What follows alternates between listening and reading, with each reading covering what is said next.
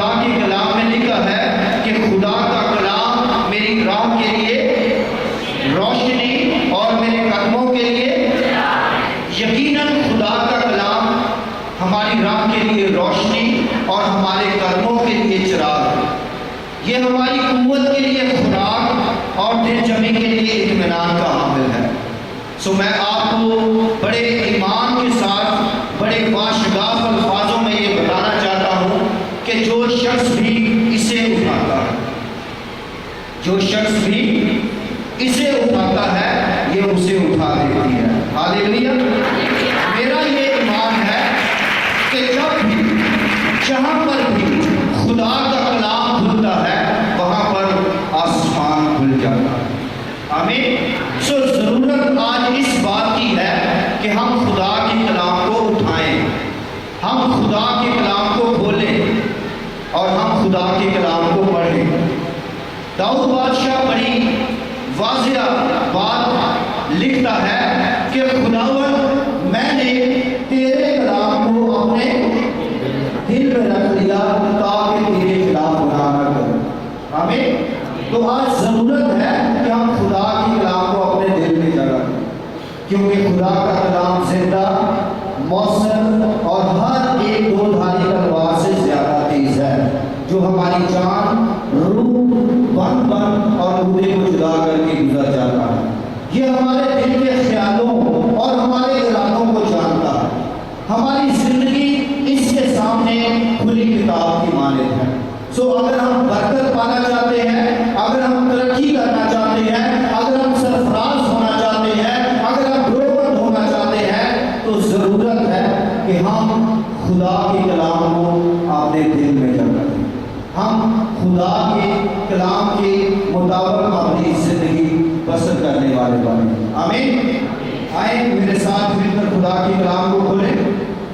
جیسا کہ آج ہم نے خدا کے کلام میں سے حوالہ پڑھا، نہمیہ کی کتاب میں سے ہم نے پہلے باب کی 11ویں آیت کی تلاوت کی، جس میں لکھا ہے، اے خداوند میں تیری منت کرتا ہوں کہ اپنے بندہ کی دعا پر اور اپنے بندوں کی دعا پر جو تیرے نام سے ڈرنا پسند کرتے ہیں کان لگا۔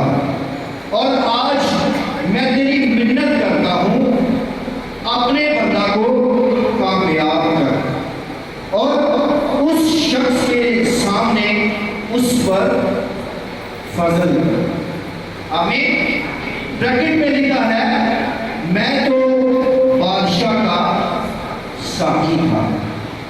میرے عزیزو، یہ بات جب لکھی گئی ان دنوں میں شاہ فارس شہنشاہ اپنی طاقت اور شان و شوکت کی عروج تھی، اور ان دنوں میں عزرا فقیہ اور نہمیہ بادشاہ کا ساقی تھا۔ دونوں نہ تو تخت و تاج کے مالک تھے، نہ ان کے پاس فوجیں تھی، نہ کبھی انہوں نے کوئی ملک فتح کیا تھا، بلکہ عزرا اور نہمیہ اپنی دینداری، خدا پرستی، دعا گوئی، عبادت گزاری اور مذہبی معاملات میں کارآمد خدمات کے باعث واقعی بڑے معزز شخصیت کے حامل تھے۔ نہمیہ شاہ فارس کے شہر یعنی صدر مقام میں رہتا تھا، جہاں پر اکثر دربار لگایا جاتا تھا، اور نہمیہ بادشاہ کا ساقی تھا، یعنی جب بھی بادشاہ کو کوئی چیز پیش کی جاتی تھی، میں پیش کی جاتی تھی، تو وہ نہمیہ اسے چیک کرتا اور پھر اس کے بعد وہ بادشاہ کو پیش کرتا تھا۔ اور لکھا ہے کہ جیسا ہم بائبل مقدس میں سے دیکھتے ہیں کہ یہ خدا کی طرف سے مقرر تھا، اور موسیٰ فرعون کے محل میں اور داؤد جو ہے یہ ساؤل بادشاہ کے محل میں، اسی طرح سے نہمیہ جو ہے یہ بھی ایک بادشاہ کے محل میں تھا۔ میرے عزیزو، بعض بار خدا بادشاہوں کے محلوں کو پرورش دہ اور جائے حفاظت بنا دیتا ہے۔ آمین۔ جیسا کہ ہم دیکھتے ہیں فرعون بادشاہ نے حکم جاری کر دیا کہ سارے بچوں کو قتل کر دیا جائے، لیکن خدا جو بچانے والا ہے، خدا جو چھڑانے والا ہے، اس نے موسیٰ کو فرعون کے محل میں ہی بھیج دیا، اور موسیٰ فرعون کی بیٹی کا بیٹا کہلایا۔ اس نے فرعون کے محل میں پرورش پائی۔ اسی طرح سے داؤد بادشاہ نے ساؤل کے محل میں، اور یوسف کے تعلق سے بھی ہم دیکھتے ہیں۔ سو میرے عزیزو، نہمیہ جو ہے اس کے تعلق سے اگر ہم بات کریں تو یہ نہ تو کوئی بڑا نبی تھا، نہ یہ بادشاہ تھا، نہ یہ رسول تھا، نہ یہ مذہبی اور سیاسی یا سماجی کوئی لیڈر تھا، بلکہ یہ ایک عام آدمی تھا، اور یہ بادشاہ کا ساقی تھا جو خدا سے ڈرتا، جو خدا سے پیار کرتا۔ اور نہمیہ کی قابل توجہ بات ایک یہ بھی ہے کہ وہ خدا پر گہرا انحصار کرتا اور اکثر دل سوزی کے ساتھ، یعنی بڑے بوجھ کے ساتھ دعائیں کرتا۔ نہمیہ بڑے بوجھ کے ساتھ یروشلم کی بحالی اور اپنی قوم کی خوشحالی کے لیے دعا کرتا۔ نہمیہ کے بارے میں جیسا ہم نے پڑھا 11ویں آیت کے لاسٹ میں لکھا ہے، میں تو بادشاہ کا ساقی تھا۔ اس کا مطلب یہ ہے کہ میں تو بادشاہ کا ساقی ہوں، مجھے کسی چیز کی کمی نہیں ہے، نہ تو عزت اور دولت کی، نہ ہی مال اور شہرت کی، بلکہ میں آرام دہ زندگی بسر کر رہا ہوں۔ میرے پاس سارے وسائل ہیں جو ایک زندگی کو گزارنے کے لیے ایک شخص کو چاہیے، اس کے پاس سب کچھ ہے، لیکن وہ اس بات کا اقرار کرتا اور سارا جلال خدا کے نام کو دیتا ہے کہ خدا نے مجھے اس مقام پر اس لیے پہنچایا ہے تاکہ میں خدا کا کام کر سکوں۔ آمین۔ یہ اگر ہم کتاب کا مطالعہ کریں تو ہم اس بات کو دیکھتے ہیں کہ نہمیہ جو کہ بابل شہر میں پیدا ہوا ہے، اس نے کبھی بھی یروشلم شہر نہیں دیکھا۔ جب اسرائیلی اسیر ہو کر بابل میں چلے گئے تو یہ بابل کی اسیری میں پیدا ہوا، اس نے کبھی بھی یروشلم نہیں دیکھا، یہ وہاں پر کبھی نہیں گیا۔ لیکن ایک دن جب یہ بیٹھا ہوا تھا تو اس کے چند بھائی اور عزیز یروشلم سے آئے، اور اس نے ان سے دریافت کیا کہ میرے آباؤ اجداد کا شہر کیسا ہے، میری قوم کے لوگ کیسے ہیں۔ تو میرے عزیزو، یروشلم سے چند یہودی نہمیہ کے پاس آئے، تب نہمیہ نے ان سے یروشلم میں رہنے والے یہودیوں کے بارے میں پوچھا کہ مقدس شہر کے متعلق معلومات نہیں۔ انہوں نے نہمیہ کو بتایا اس وقت یہودیوں کی حالت افسوسناک ہے، اور وہ نہایت مصیبت اور ذلت کا شکار ہے، اور ہم سارے پڑوسی ممالک اور شہروں کے لوگ ہر موقع پر ان کی بے عزتی کرتے ہیں۔ اور یروشلم شہر جو ہے یہ کھنڈر بنا ہوا ہے اور اس کی فصیلیں ٹوٹی ہوئی ہیں اور اس کے پھاٹک آگ سے جلے ہوئے ہیں۔ مقدس شہر برباد اور تباہ حال ہے۔ اب میری بات سمجھ میں آ رہی ہے آپ کو کہ نہمیاں جو بادشاہ کا ساقی ہے، اس کے پاس چند یہودی جو یروشلم سے آئے تھے اس کے پاس پہنچے اور نہمیاں نے ان سے مقدس شہر کے بارے میں پوچھا اور اپنی قوم کے لوگوں کے بارے میں دریافت کیا۔ جب اس نے ان سے پوچھا تو انہوں نے اس کو کیا جواب دیا؟ کیا جواب دیا؟ کہ مقدس شہر برباد ہے، تباہ حال ہے اور وہاں کے لوگوں کی حالت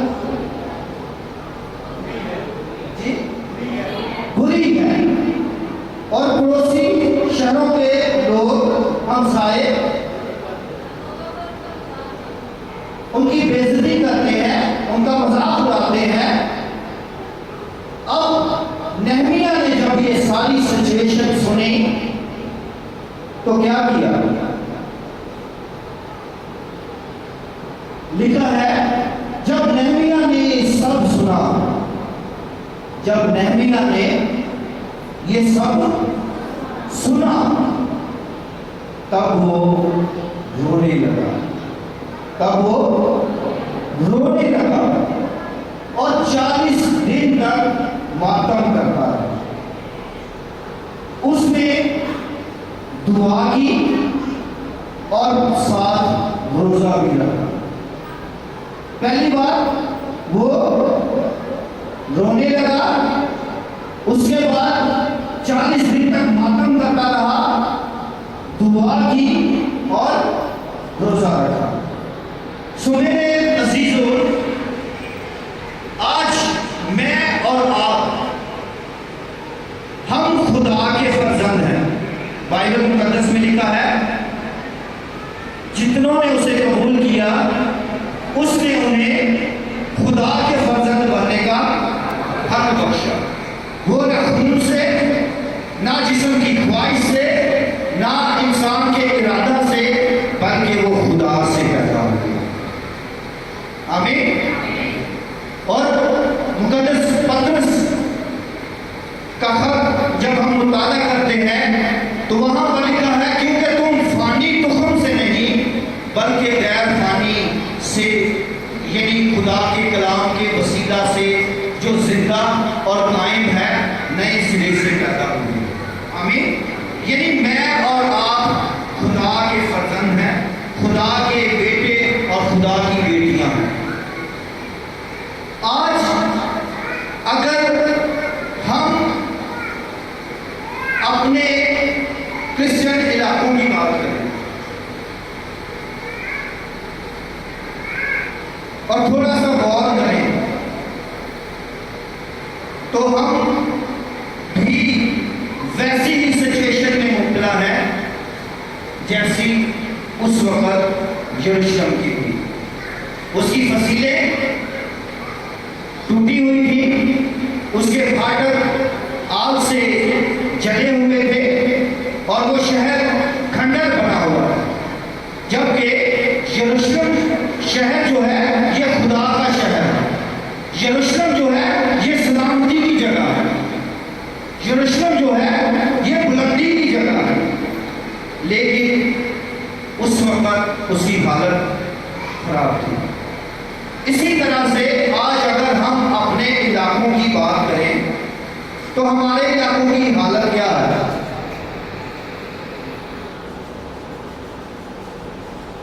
ہم سب اس سے واقف ہیں، حالت بہت بری ہے۔ جو ترقیاتی کام ہمارے بڑوں نے کیے ہم اس کو مینٹین بھی نہیں کر پائے، نئے بنانے تو الگ، ہم اس کو بھی صحیح طور پہ مینیج نہیں کر رہے۔ خاندانی طور پر اگر ہم اپنی عزت کی، اپنے کاروبار کی، اپنے خاندان کی بات کریں تو وہ بھی اوپر جانے کی بجائے روز بروز نیچے جا رہے ہیں۔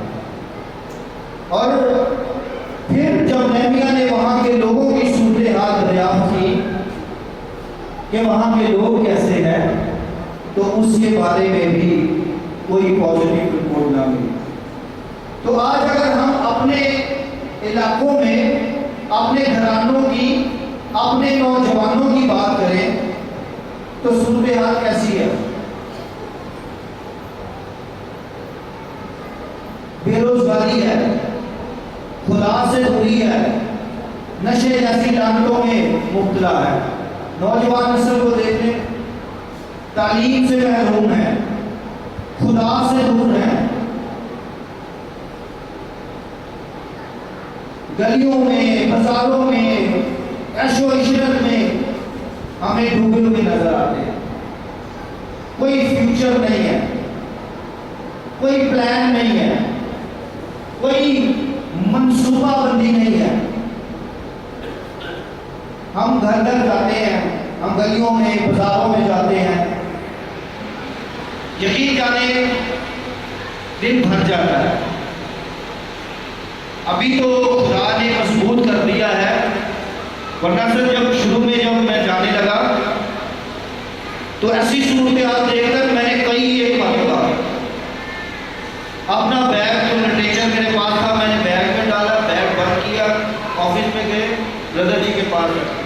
میں نے کہا میں نہیں جانا۔ کہتے کیا ہوا؟ ہے کیا ایسی حالت ہے، لوگ قبول کرنے کے لیے تیار نہیں، لوگ سننے کے لیے تیار نہیں، نوجوان نسل برباد ہو رہی ہے۔ آئے دن سوشل میڈیا پر ہم دیکھتے ہیں عزت ہماری کس طرح سے کمال ہو جاتی ہے۔ بہت سارے ایسے ایشوز ہیں۔ تو میں اکثر شروع میں جب نئے نئے اس فیلڈ میں آئے تو کلوز کر دیتا تھا، میں نہیں کر پاتا تھا، مجھ سے دیکھا نہیں جاتا، برداشت نہیں ہوتا۔ تو آج ہماری بھی صورتحال ایسی ہے۔ شاید آپ مجھ سے زیادہ علم رکھتے ہوں گے، اگر زیادہ نہیں بھی تو ہم اپنے ارد گرد دیکھ لیں۔ جیسی حالت اس وقت یروشلم کی تھی ویسی ہی ہمارے علاقوں کی ہوئی، جیسی حالت اس قوم کی ان لوگوں کی تھی ویسی ہی آج ہماری ہے۔ تو لہذا میں اور آپ جو خدا کے فرزند ہیں، ہم جو خدا کے بیٹے اور بیٹیاں ہیں، ہم جو نئے سرے سے پیدا ہوئے، ہم جو نئے مخلوق ہیں، ہمیں بھی نہمیہ کی طرح سٹینڈ لینا ہوگا۔ نہمیہ نے کیا کیا؟ جب سنا تو وہ رونے لگا، 40 دن تک اس نے ماتم کیا، دعا کی اور روزہ رکھا۔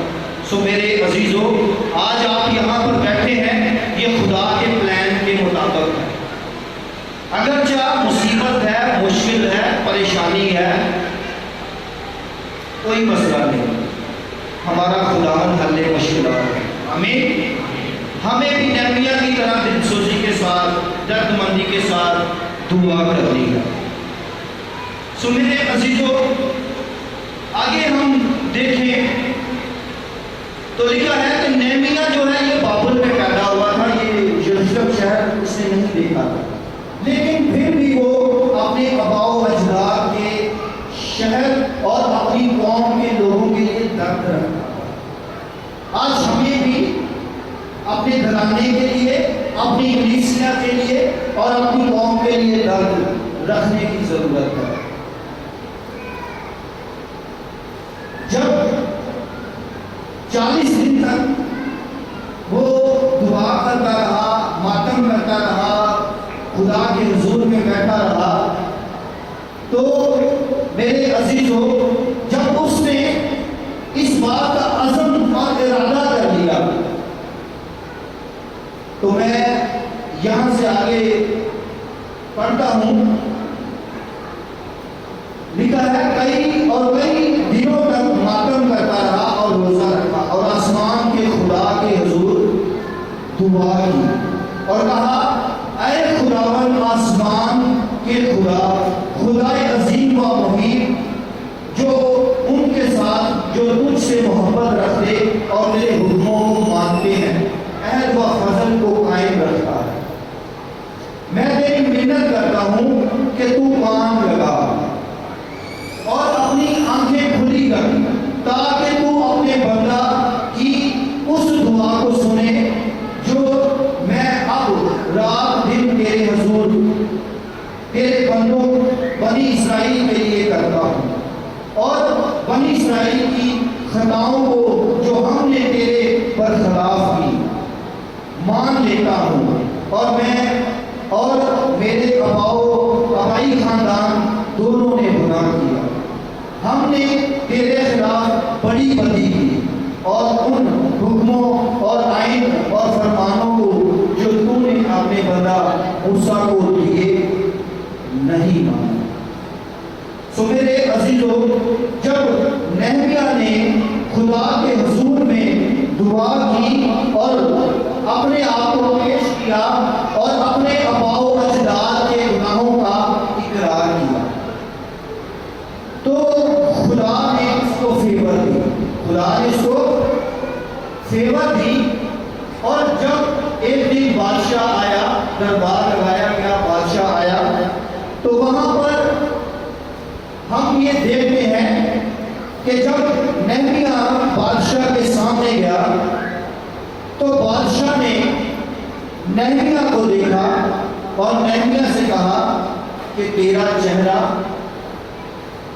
اداس کیوں ہے؟ بادشاہ نے نہمیہ سے کیا کہا؟ تیرا چہرہ اداس کیوں ہے؟ تو وہاں پر ہم دیکھتے ہیں کہ نہمیہ نے بادشاہ کو جواب دیا،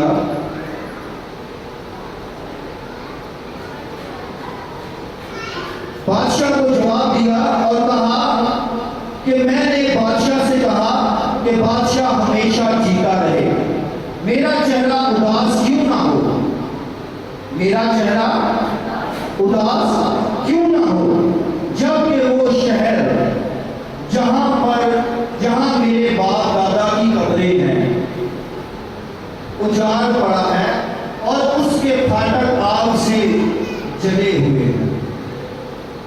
نہمیہ نے بادشاہ کو جواب دیا کہ میں کیوں اداس نہ ہوں، جبکہ میرے آباء و اجداد کا شہر جو ہے وہ ویران پڑا ہے، اجاڑ پڑا ہے، تو میں کیسے خوش رہ سکتا ہوں؟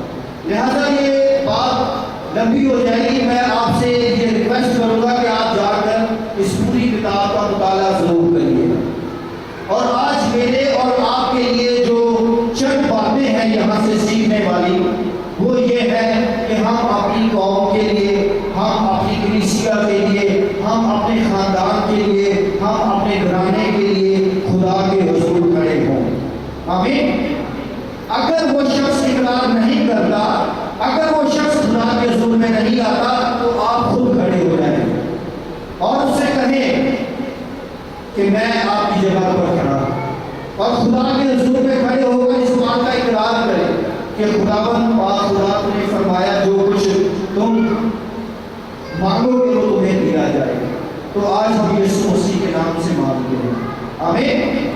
سو میرے عزیزوں، روحانی طور پر فصیل سازی کریں، روحانی طور پر اب وہاں کی فصیلیں ٹوٹی ہوئی تھیں، وہاں کی فصیلیں ٹوٹی ہوئی تھیں، آج ہم دیکھیں تو ہمارے علاقوں کی فصیلیں بھی ٹوٹی ہوئی ہیں، لہٰذا ہم خدا کے فرزند ہیں، ہم ایمان کے ساتھ روحانی طور پر فصیل سازی کریں۔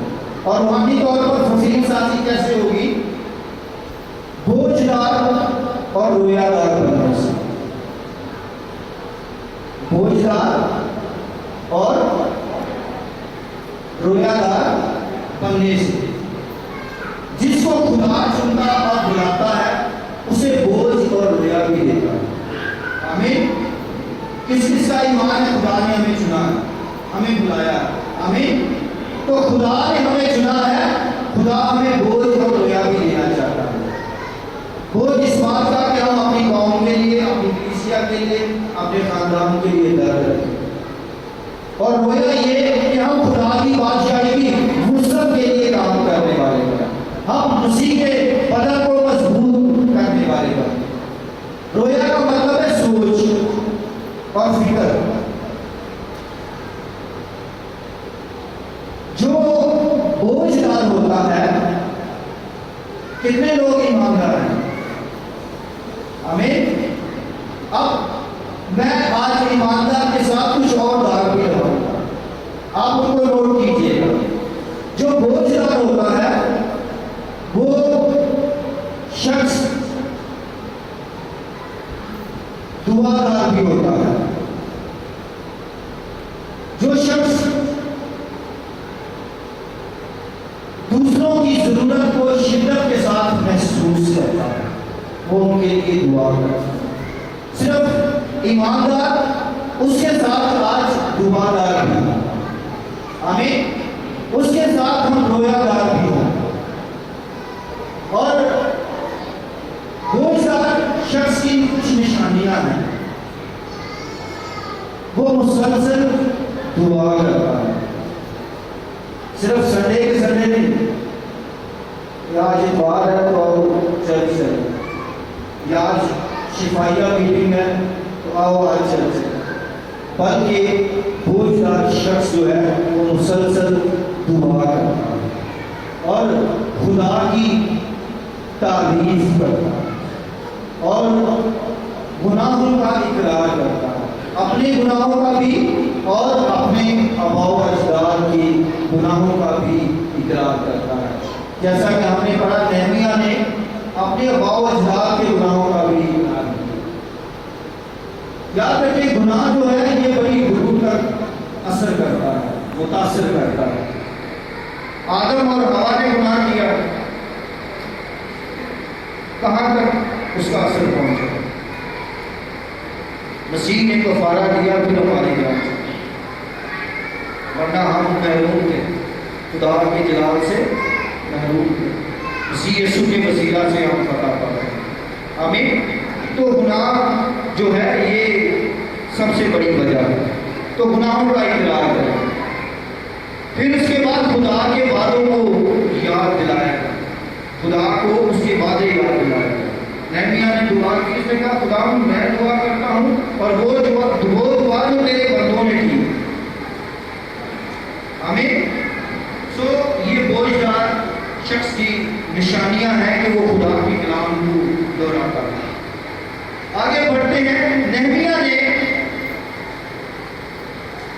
جب اپنی قوم کی حالت کے بارے میں سنا تو ایک دم سے جذباتی ہو کر فیصلہ نہیں کیا. اس نے، میرا ساتھ دیجیے گا، اس نے جذباتی ہو کر کوئی فیصلہ نہیں کیا، بلکہ اس نے خدا کے وقت کا انتظار کیا. 40 دن تک خدا کے حضور میں رہا، دعا کی، روزہ رکھا، خدا کے وقت کا انتظار کیا. نہمیہ نے خدا کے وقت کا انتظار کیا. ابراہیم کے تعلق سے اگر ہم دیکھیں تو ابراہیم نے بھی خدا کے وقت کا انتظار کیا. خدا نے اس سے وعدہ کیا اولاد کا. اب 74-75 سال اس کی ایج تھی اور اس کی اولاد کب ہوئی؟ 99 ایئرس. تو خدا کے وقت کا انتظار کریں. آج ضرورت ہے کہ ہم خدا کے وقت کا انتظار کریں. انتظار کا مطلب کیا ہے؟ اچھا، کئی لوگ انتظار بیسیکلی بیکار بیٹھنا نہیں ہے. انتظار بیکار بیٹھنا نہیں ہے، بلکہ نہمیہ کو ہم دیکھتے ہیں کہ اس نے خدا کے وقت کا انتظار کرتے ہوئے دعا میں وقت گزارا، اس نے روزے میں وقت گزارا، اس نے خدا کے کلام کو پڑھنے میں وقت گزارا. تو آج ہم بھی جو چاہتے ہیں، جو کرتے ہیں، اس کے لیے خدا کے وقت کا انتظار کریں. اور انتظار کرنے کا ایک مطلب یہ بھی ہے کہ منصوبہ سازی کریں. اس انتظار کے وقت میں پہلے دعا کریں، پھر اس کے بعد منصوبہ سازی کریں. اس کے بعد دوسروں کا مددگار بننا، دوسروں کا مددگار بننا۔ اس نہمیہ نے بھی جب اپنی قوم کے بارے میں سنا کہ وہ ذلت اور رسوائی کا شکار ہے، تو نہمیہ نے بھی دوسروں کی مدد کے لیے اپنے آپ کو پیش کیا۔ تو آج خدا نے ہمیں چنا ہے تاکہ ہم دوسروں کی مدد کریں۔ اور پھر ہم دیکھتے ہیں اس کے تیسرے باب میں لکھا ہے تفصیل کے ساتھ، جب نہمیہ بادشاہ کے پاس گیا تو بادشاہ نے اسے اجازت دے دی، اسے حاکم مقرر کر کے یہودا پر اور روانہ کیا کہ وہ جا کر اپنے باپ دادا کے شہر کو دوبارہ سے تعمیر کرے۔ آمین۔ اور جب اسے اجازت مل گئی اور وہ وہاں پر پہنچا تو خدا نے اس کو فیور دی، خدا اس کے ساتھ تھا۔ تو جب نہمیہ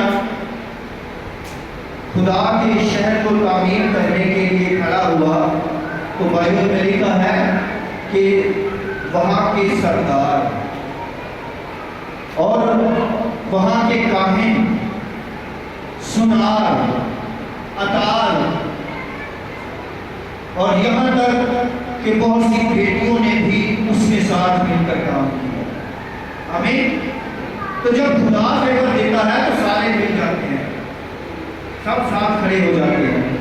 نہمیہ جب وہاں پر پہنچا تو وہاں کے سردار اور سارے چھوٹے اور بڑے لوگ اس کے ساتھ کھڑے ہوئے اور اس نے ٹیم تیار کی اور پھر وہاں کی فصیل کو بنانا شروع کر دیا، دیوار کو بنانا شروع کر دیا۔ ایک آخری بات، جب نہمیہ نے وہاں کی فصیل سازی کی، پھاٹک تعمیر کرنا شروع کیے تو بہت سارے لوگ اس کے مخالف کھڑے ہوئے۔ بہت سارے لوگوں نے سازشیں کی کہ اس کام کو روکا جائے، اس قوم کو ترقی کرنے سے روکا جائے۔ تو وہاں پر ہم دیکھتے ہیں کہ نہمیہ نے بڑی سمجھداری کے ساتھ ان مسائل کو حل کیا۔ یعنی آخری پوائنٹ یہ ہے مسائل میں سمجھدار رہنے سے۔ ہم فصیل سازی کے بارے میں بات کر رہے ہیں تو پہلا پوائنٹ ہمارا تھا بوجھ دار اور رویادار بننے سے، دوسری بات دعادار بننے سے، تیسری بات خدا کے وقت کا انتظار کرنے سے، اور چوتھی بات ہے دوسروں کا مددگار بننے سے، اور پانچویں اور آخری بات ہے مسائل میں سمجھدار بننے سے۔ یہ نہیں کہ مسائل آئے جذباتی ہوئے فیصلہ کیا اور جو کام ہوا اس کو گزارا۔ نہمیہ نے بڑی ٹیکنیک کے ساتھ سارے مسائل کو حل کیا اور خدا کے نام کو جلال ملا اور وہ شہر تعمیر ہوا، ہیکل بن گئی اور پھاٹک بنائے گئے اور خدا کا نام عزت اور جلال پایا۔ سو میرے عزیزوں، اس ساری واقعے سے، نہمیہ کی کتاب سے، زندگی اور حالات سے ہم یہ سیکھتے ہیں کہ آج ہمیں بھی دعا کرنی ہے۔ آج ہمیں بھی اپنے لیے، اپنی قوم کے لیے، اپنی کلیسیا کے لیے خدا کے حضور میں کھڑے ہونا ہے۔ آج ہم جس ملک میں رہتے ہیں اس میں بسنے والی قومیں جن سے ہم سب واقف ہیں، اور اس ملک میں ہماری کرسچینٹی کی کیا حالت ہے اس سے بھی ہم سب بخوبی واقف ہیں۔ کوئی بات ہم سے چھپی نہیں ہے۔ سوشل میڈیا کے ذریعہ سے، نیوز پیپر کے ذریعہ سے، بہت سارے لوگوں کے ذریعہ سے ہمیں ہر روز کوئی نہ کوئی نیا واقعہ سننے کو ملتا ہے، اور اس کی وجہ یہی ہے کہ ہمارے لوگوں نے زندہ خدا کو چھوڑ کر دنیا کے معبودوں کی پرستش شروع کر دی، اور ہماری نوجوان نسل جو ہے یہ گمراہی میں مبتلا ہے۔ بے روزگاری، نشہ، تعلیم کا نہ ہونا، یہ سب اس بات کو واضح کرتے ہیں کہ ہماری قوم کی حالت بھی سامریوں جیسی ہوتی جا رہی ہے۔ لہذا ضرورت ہے کہ میں اور آپ جو خدا کے فرزند ہیں، ہم خدا کے سامنے کھڑے ہوں۔ میرا یہ ایمان ہے، خداوند یسوع مسیح نے کہا مانگو تو تمہیں دیا جائے گا، ڈھونڈو تو پاؤ گے، دروازہ کھٹکھٹاؤ تو تمہارے واسطے۔ خدا کے کلام میں 32,500 کے قریب وعدے ہیں اور سب ہاں کے ساتھ ہیں۔ صرف مجھے اور آپ کو خدا کے سامنے کھڑے ہونے کی ضرورت ہے، نہمیہ کی طرح بوجھدار، دعادار، ایماندار، خدا سے وفادار ہونے کی ضرورت ہے۔ میرا ایمان ہے کہ خدا کی کتاب میں لکھا ہے جہاں تیرے پاؤں کا تلوا ٹکے گا وہ جگہ میں تجھے دے دوں گا۔ سو میرا ایمان ہے کہ جب ہم اس طرح سے اپنی قوم کے لیے، کلیسیا کے لیے، گھرانے اور خاندان کے لیے خدا کے حضور میں کھڑے ہوں گے تو ہمارا خدا وہ ہمیں دے دے گا۔ آمین۔ جیسے نہمیہ کو خدا نے دے دیا ایسے ہی خدا ہمیں بھی دے گا۔ آمین۔ فتح سے بڑھ کر غلبہ۔ آئے ہم سب اپنے سر کو جھکائیں۔